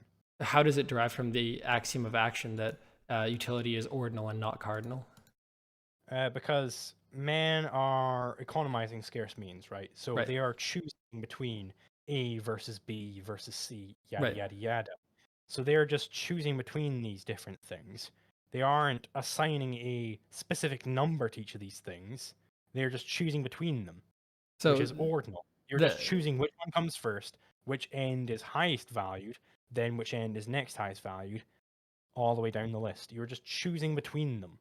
So what that proves is that they're at least ordinal, but it doesn't prove they're not cardinal, right? Because cardinal is just a step above ordinal, and we have good evidence that I they're disagree actually that cardinal. ordinal is a step above cardinal. No, I said They're cardinal. different Sorry, the things. other way around. But yeah. Yeah, I disagree that cardinal is a step above ordinal. No, but the thing is I- that every cardinal just list is wrong. ordinal, right? I mean, you could have an ordinal ranking of them. Doesn't mean that cardinal is a step above No, ordinal. but everything that is cardinal is also ordinal, but not everything that is ordinal is cardinal, right? Do you agree to that? So if you have you could order it in any way, though, right? If you have just a bunch of just a set of cardinal numbers, you could choose to order it in any way. Right. But, you have to order it according to the way that in which it's in which it's cardinally true. I don't understand that. I No, think like if I had the numbers in a set 1, 2, 3, 4, 5, I could order them 4, 5, 3, 2, 1. I could order them that way. And that would be an ordinal. It would be a tuple, as it's called in mathematics, a 5 tuple. yeah, right. I can order them in any way. There's not an implied ordering in cardinal numbers. Okay, so I take that point. I think that when we're talking about the utility, uh, by the action axiom, it's implied that people are trying to maximize their own utility, right? So therefore, if we have an ordinal list, if we have a cardinal list of actions, and then we have the implied thing that people are trying to maximize their Well, I utility, think we do have a cardinal list of actions. Though. if we did, then it would automatically be ordinal, wouldn't it? So what I'm saying is that just because you're saying that it is at least ordinal does not prove it's not cardinal. It just proves that there's, that there is some order. But you could have a cardinal list that also has order. Right, but how do you derive such a cardinal list? How do you derive such a cardinal utility from action? By the proportion experiments, the chance experiments that I described before. But they don't. I don't know what you mean by they don't. Like They don't derive a cardinal utility. I don't know. I guess you'll have to take that up with like probability theorists, because like a basic assumption of probability theory, which I think is true in the real world, and I'd be shocked if you reject, is that if 50% chance of if 50% of x is equal to y, then x is 2 times y, right? That you could do like the math on the back of a napkin. That's probability theory, but that completely ignores like you're trying to apply mathematic epistemology to action here, but there's a completely different epistemology there. So do you disagree that probability theory applies in economics? Yes. Okay. Yeah, I mean, in any case, I just disagree with that. I think that, it's pretty clearly true, but we might not be able to move here either. But all of this is besides the point, because whether or not it's true that you're able to efficiently allocate based on cardinal utility doesn't mean that it's necessarily true that, first come, first serve, right? Oh, but it's necessarily true that first come, first serve, because let's imagine that it is a latecomer who has priority over the first comer. Well, then you're going to have the problem of, okay, right, this first comer is not allowed to do anything because there's an indeterminate amount of latecomers who might come, right?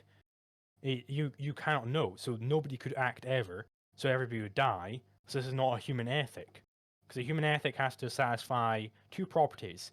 It has to be universal, it has to apply to all humans, so you don't have a class of humans and subhumans, and it has to actually assure the survival of mankind, because there's no point in talking about a human ethic if everybody's dead. Yeah, so I could make the argument here that actually whoever comes last has the right to the thing in the way that it is now, right? So, if you build a house, then I don't have the right to the original wood in the way it was before, right? But I have the right to the house in the way it is now. I don't understand how is that self-contradictory? Okay, but if the last comer is the one who has the right or who has the property right over something, then you couldn't do anything with it without their permission. But you don't know when they will come. They might never come. Wait, can't right? you Until you're just have a dead. change of ownership? Right, you can, but you're saying that the property right is assigned to the last comer, Well, as not soon to as you. okay, If sorry. you don't have the property right, then you can't do anything with it. Right, right. I think I misspoke. I'm saying that the property right is assigned to the most recent comer, right? So before the next person comes, I own it, but then as soon as the next person comes, they own it, and then as soon as the next person comes, they own it, right?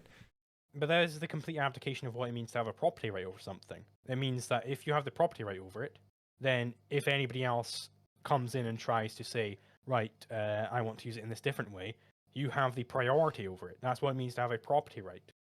Yeah, but we could just, I mean, it's fairly trivial to have a list of if all of the previous owners can't have it anymore. And so there you have like ever growing list of people who the property right protects you from, right? So, the property right is meaningful in that sense. It's not meaningful because whenever there's anybody initiating a conflict over it, then they just get it, and you're the criminal one. This is not conflict avoiding. Well, the issue here is that you keep begging the question by defining conflict avoiding as the most recent person to ask for the property.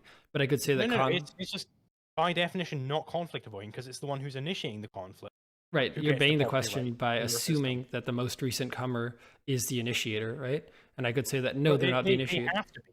Why? I derived that for you earlier. I said, right, it's the causal chain that the latecomer is the one who's initiating the conflict. They have to be initiating the conflict.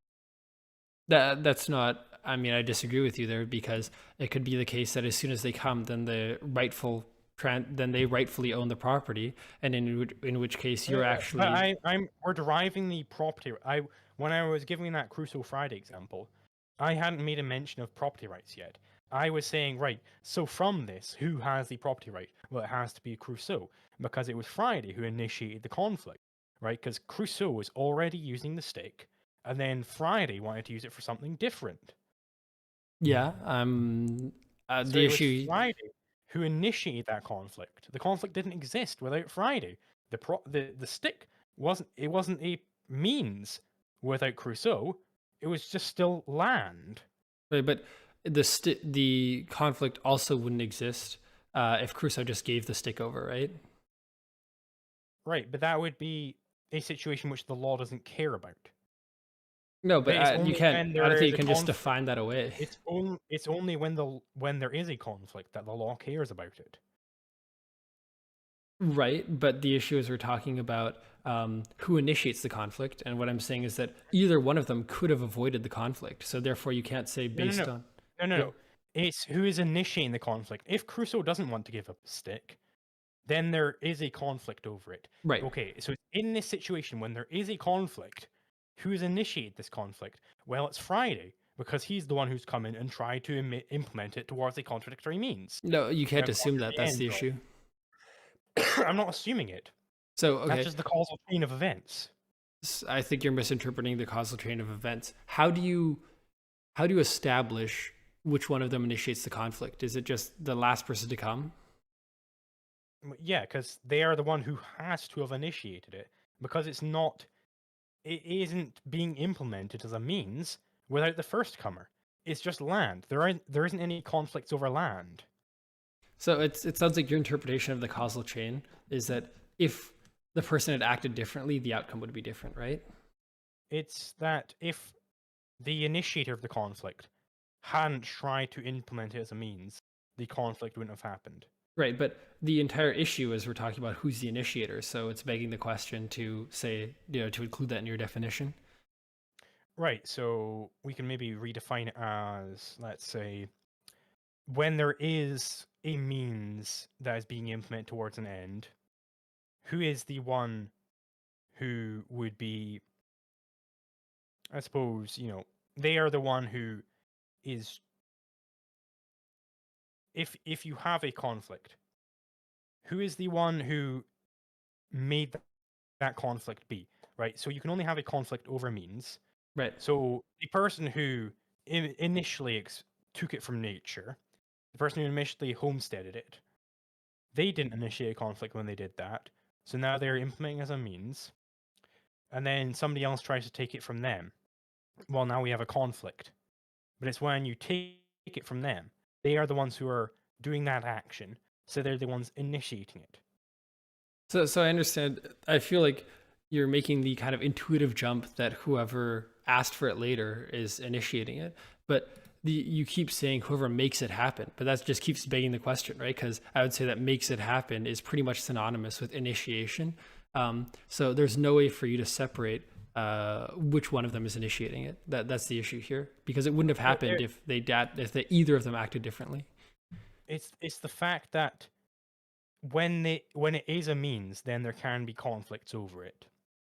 It's then who is the one who has acted upon the other, right? It's just who has initiated that conflict, right? I feel like we're already at the root level here. Yeah, that's the issue. I think that the problem here is we can keep talking, but you're just never going to be able to give me a satisfactory definition of initiation without appealing to initiation. It's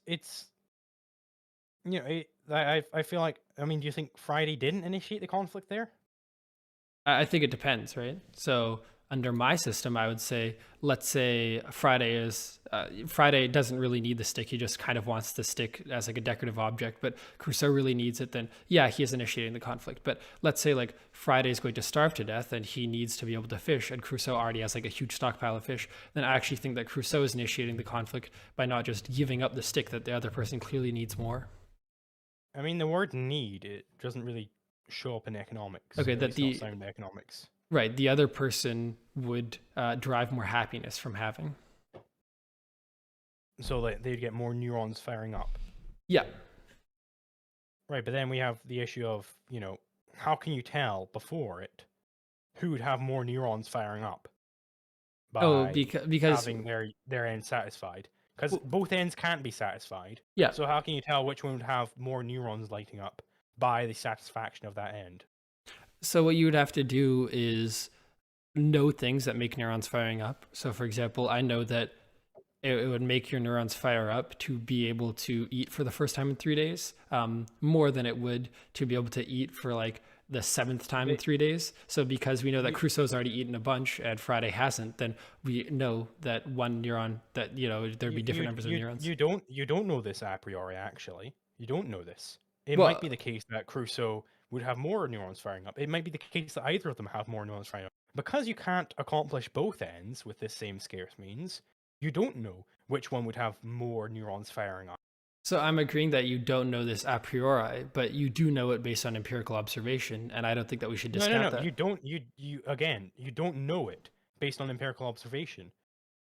You don't know which one will have more neurons firing up, because both ends cannot be satisfied, so you cannot measure both their brains whilst they're having their end attained, because both ends can't be attained. Yeah. So I mean, well, you're right that you have to make some minor inferential justification, but I think that that's totally fine. You can make the no, but then you're just assuming. You're just assuming which one will have more. Well, unless you don't know. Well, unless you buy like the Humean deduction problem, in which you say you can't like predict the future with the past at all, then you can know based on induction, right? It's not just an assumption. You cannot know. It might be the case that you're wrong. So you're just guessing. You're predicting.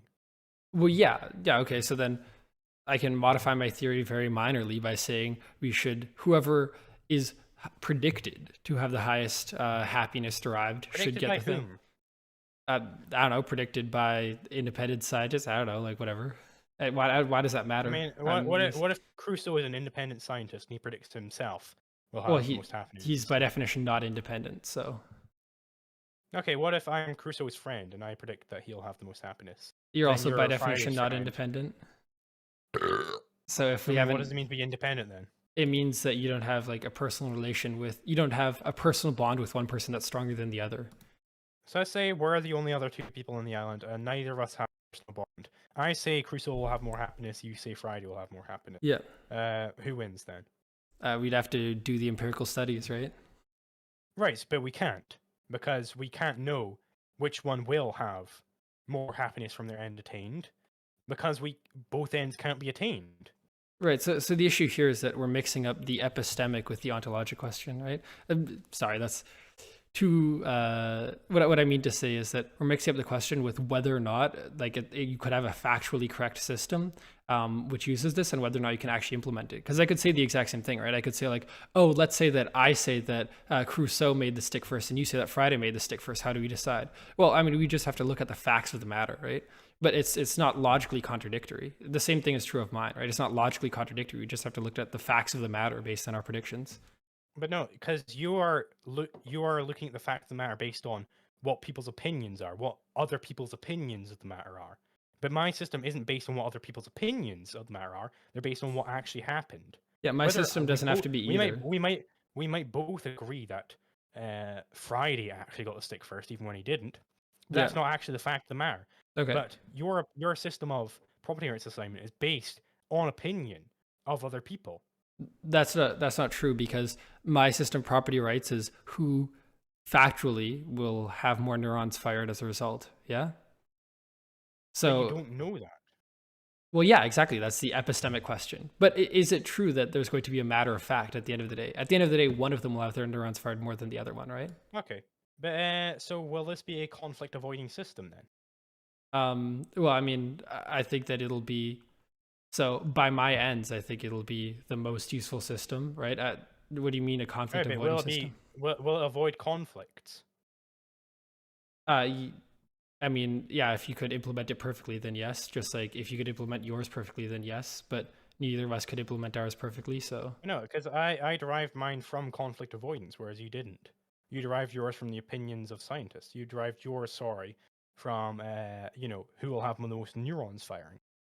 No, but to be clear, both of ours avoid conflict, right? The only reason you could say that yours avoid conflict is because in the definition of yours, you assume the definition of conflict that's useful to you. Or sorry, the definition of initiation that's useful to you. I mean, that's just what initiation means. It's the person who is starting the shit, right? It's Right. the person who is coming in to a situation already going on. Oh, I disagree with you there. Creating that's just what initiation means. Like if I am initiating a punch against you, if I punch you, I'm initiating that harm against you. That's just what initiation means.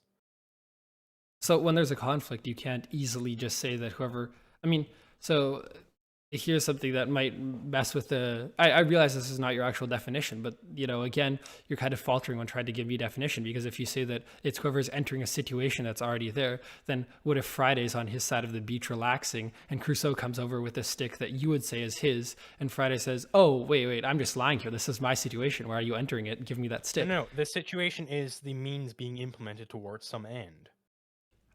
Right, but just because you enter that situation second doesn't mean that you initiate the conflict. That's what I'm saying. It is the case, though. The latecomer has to be the one who is initiating the conflict. That's just how the causal chain works. Maybe explain to me how you think that the causal chain implies that. So it just does. That's just you're going along. Boom, boom, boom, boom, boom, at time t equals 0, Crusoe takes the stick from nature. Then it's a means, so it can have conflicts over it. And then Friday, at time equals 1, he tries to implement it as a means towards a different end. He tries to, right? He is the one trying to do this. He is initiating this conflict. He is the one who has initiated this interaction. Yeah, I think you just keep assuming the issue here, right? Because I'm not just assuming. That's just what's happening. He is the one who has began this interaction. Crusoe didn't begin this interaction. I don't I mean, the issue here is that when you're talking about the causal chain, I interpret that as if Friday had acted differently, then there would be a different outcome. But that's also true for Crusoe. I mean, we can imagine, imagine if Friday had never existed. Well, it would still be a means, so there could still be conflict over it. Right, but imagine but there would be no conflict over it, right, because Friday wouldn't exist. But imagine Crusoe never existed. Then let's imagine Crusoe never existed. Well, it wouldn't be a means, so there would be no conflict over it. But there could be no conflict over it. So it must be the case that Friday is the one who's initiating the conflict. It's only then that it could have conflict over it, and that there is conflict over it. Yeah, I don't think that the issue here is that Crusoe made it so there could be conflict. So he's partially responsible for initiating the conflict. Like, if we make any other I mean, counterexample, right, where okay, taking that ethic yeah, means that nobody could ever appropriate anything. So you don't have a human ethic. You have an anti-human ethic. well, no, that's not true because I'm saying that you can have an arbitrary definition of initiation, but yours is just as arbitrary as mine, right? Mine is initiation is whenever you gain less neurons from it, and your definition is whoever comes second, and those are both fine definitions. They're just equally arbitrary, and I think mine is a lot more appealing. Okay, right, but then you're just changing the definition of what initiation means. Okay, I don't think I am, but You again, absolutely are. That's what it means to initiate something. When you are the one who comes in and does the thing. right, but in your opinion, doing the thing is having a conflict, right? And it takes two parties to have a conflict. So therefore, both parties must logically be present and must do the thing, which is conflicting. So therefore, they're both equally initiatory. If I were to walk over to a stack of dominoes and I were to flick the first domino and see them all go down, did I initiate that chain of dominoes falling? Um, did you initiate the chain of dominoes falling? Yeah, I would probably, yeah. Yeah. Why did I initiate that? I think that I don't know. You initiated it because you were the causal force behind it. Oh, so it's the causal force behind it. But why didn't the dominoes initiate that? Why? Because they're not agents, so they can't initiate anything. What if the dominoes were a bunch of people tied up? So they are agents. Yeah. But I just push the first person, and then they're falling, right? Are they agents that are capable of acting in the situation? I mean, based on your earlier definition of action, they're not acting, right? So they can't do anything. They might be able to act. They might be able to scream and stuff. Okay, do you think that that's the morally relevant sense of acting? No, they still are acting. Okay. In that case, perhaps a better example where it's like very clear that both people are acting is if I tie up a bunch of people, right, and then you push the person, right, and so it's undeniable that both of us are moral agents. I think that we're both responsible for that. We're both initiatory for you pushing because I tied them all up and you pushed them, right? Okay, right, but let's stick to my scenario for a second here. I tie up all these people and I start pushing them. Well, the issue have I initiated the dominoes falling down there?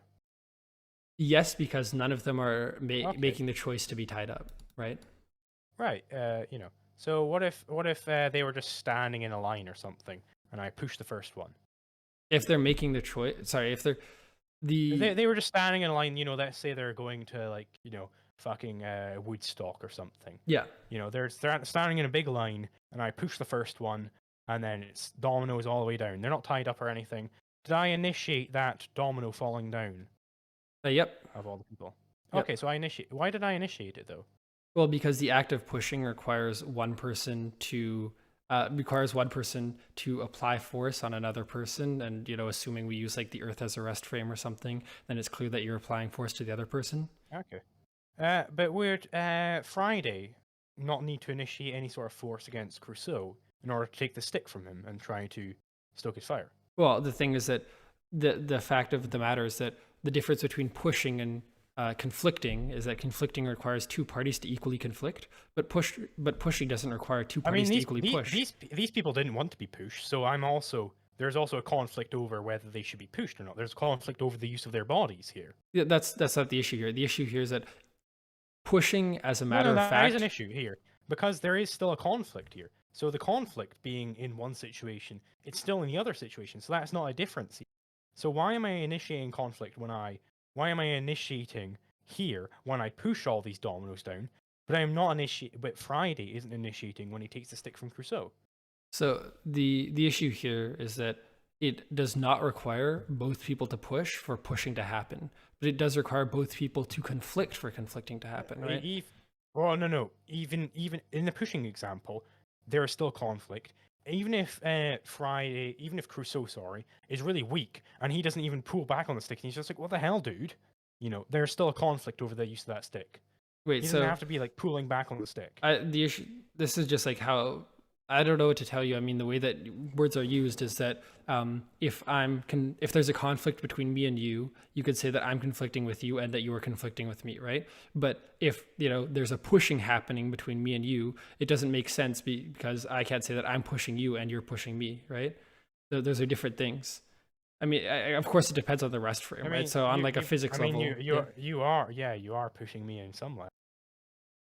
Okay, well, I mean, if we want to use like I guess if we really want to be technical and use like a physical definition, then who's pushing whom depends on the rest frame, and so therefore the initiator depends on the rest frame.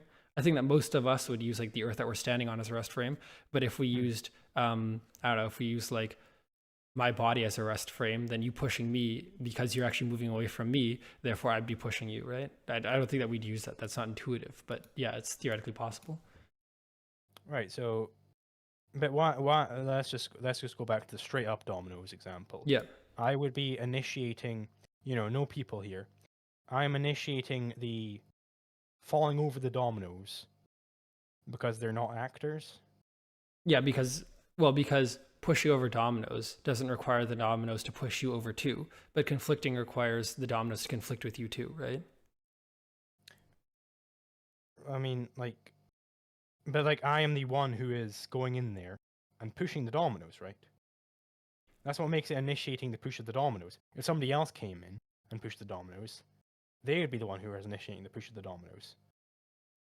Yeah, so maybe, I don't know if we'll make much progress here, but the issue here is that I keep hearing you say that the second person to come in is the initiator, and that's just the way it is. But then the ethic that gets out of that is that the second person doesn't own it. But that's pretty circular because, the way that you're defining it is, I think, you're not explicitly making this, but I think that intuitively you're saying that, well, the second person is initiating it because they don't own it, right? No, I'm saying they are initiating it, therefore they don't own it. Okay, let's give this example, right?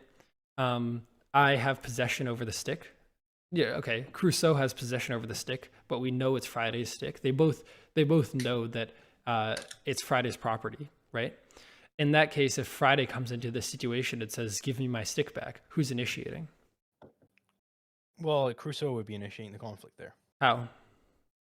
Because we assume that it's Friday's stick. Right. But what I'm saying is that by your definition, actually Friday would be initiating because there's like the ongoing situation is that Crusoe has the stick. Under my definition, property rights arise out of conflict avoidance. Okay, so the issue here is that I'm showing you how your definition would lead to a contradiction, but you're saying... No, but you didn't, because we assumed that it was Friday had the property right. Yeah. Which had to have arisen out of conflict avoidance. Right, but keep in mind for your ethic to not be circular, ownership can't be a part of initiation, right? Because you're defining... Mm-hmm. Right, okay, so in that case, then it arose out of initiation. Right. Right, so Friday had to have already been using the stick to have the property right over it. Right. And then Crusoe took it and then went off, and then Friday was like, "Hey, give me back my fucking stick, bro." Right, so in that situation, you would agree that Friday is initiating that situation, right? No. Crusoe was initiating the conflict when he took the stick from Friday. Right. He stopped Friday, when he excluded Friday from his use of the stick. Yeah, if you assume your premise already, then yeah, you'd be right. No, right, but you assumed it. You said, right, it is Friday's stick. Right, you but said, what I'm right, saying... we're taking it as given that it is Friday's stick. That means that Friday is already using the stick. Right, but what I'm showing here is that you can theoretically have ownership over something and still initiate... So by your definition, which was entering into an ongoing situation, then you agree that you can initiate force and try to reclaim something even though that should actually be yours, right? But the ongoing situation is that Crusoe took the stick from Friday, prevented Friday's use of the stick, and then Friday came and took it back. Right, exactly. Okay, so... Crusoe was the initiator there. Right, so again, we have an issue here where, I mean, it's very easy if you're going to mold the situation to what's useful to you to get the result you want. But what I'm saying is that, I wasn't the one who molded this situation. You said, right, we'll assume it's Friday's stick. Yep. Therefore, it must have been the case that Friday was using the stick. Yeah, so the fundamental issue here is that if you want to zoom out, that's fine, but you have to take into account a wider range of facts. So with a more narrow range of facts, you agree that it'd be reasonable to say that Friday is initiating that situation. We can't just look at this narrow range of facts, because then we don't have the proper legal system. Okay, I You mean, can't just say, all right, when a woman's getting murdered, and then we'll only look at the part where she punches the guy in the face. We'll only look at that part. Well, then we don't have all the information. right, exactly. So the problem here is that your definition of initiation depends totally on how wide you define the situation. Right, and I define it as wide as you can possibly go, all of time. All of time. Okay. Yeah, what I'm trying to show here is that if you're going to define it as, yeah, I don't think that your definition of initiation is independently true of like any a priori reasoning about what initiation means, which is necessarily going to favor you, right? I just disagree with your definition of initiation. I don't think that you're going to be able to show me that yours is mine is self-contradictory and yours isn't. I mean, that's just what initiation means everywhere else. Okay. All right. I mean, the issue here is that so we could talk about the definitional meaning of initiation, but whatever concept I'm describing is the concept that I think we should care about, right? So if you want to, change the definition of initiation, that's fine. I would just say that we're not talking about initiation, then we're talking about, causes of the conflict, right? Or something else, whatever word you want to use. I mean, that's still going to be the same. The cause of putting all the dominoes over is me. It's the person who did the thing. It's the person who performed the action, which did the thing. Right, but the problem is that I keep going back over this with the dominoes, but for the dominoes to fall over, only one person needs to do anything, right? But for the conflict to occur, both people must be conflicting. Right, but it's the person who starts the conflict. It's the person who came in and did this is just I don't know what like the confusion here is. That's just what it means to do the thing. Okay. All right. I think that I don't know if we're going to make any progress here, so perhaps we should just leave it there for both topics. Sure. We can do the I mean, I have a backup topic of democracy, or we could do your second idea of can the presence of a state be a good thing? I suppose we can intermingle those two. I mean, okay. I'm all right with that. I don't know how long you want to go for, so I'll let you take the lead. All right. So I mean, so is the presence of a state a good thing? I know you want a democratic state, so is a democratic state a good thing? I suppose we could ask. Yep. Well, I think it is. Okay. Is it always a good thing? Nope. I don't think it's always a good thing. When would it be a good thing? I mean, I think it's a good thing when it generally functions above some certain threshold, right? So, for example, I think that if you had a democratic state that decided to carry out the Holocaust, that'd be a bad thing. But if you have a democratic state that functions like Sweden does, then it's a good thing. So how do you define the threshold? Like I feel like the definition of the threshold is whether it creates more utility or hurts or harms more utility, right? That's the definition of the threshold. I mean, I feel like we're gonna get back into how would you determine this, right? But then Yeah, we're not gonna get anywhere there. So I mean, I suppose we can just stop here then. yeah, I don't think we're gonna get anywhere then. yeah. I mean, the issue here is just that under my ethical system, which is that what we care about is maximizing neuron firing, then we'd have to like make a factual argument about whether or not states can maximize neuron firing, and you might disagree with that, but that's not a praxeological issue. You just have to like look at studies. Well, I mean, it was great having you on. Yeah, I mean, thanks for chatting with me. It's a pleasure, and hopefully I'll see you around. Yeah, it's been good to speak with you. Thank you. I'm sure we'll talk again because I like this debate. more intellectual than some of my other opponents. I'll be honest. I watched some of your some of your other YouTube videos, and there's the one guy who like just could not define what a right was. So I hope I could perform better than that. Yeah. You were quite active, I'd say, in debate. Okay, well, you too. Thanks again, and yeah, have a good rest of your day.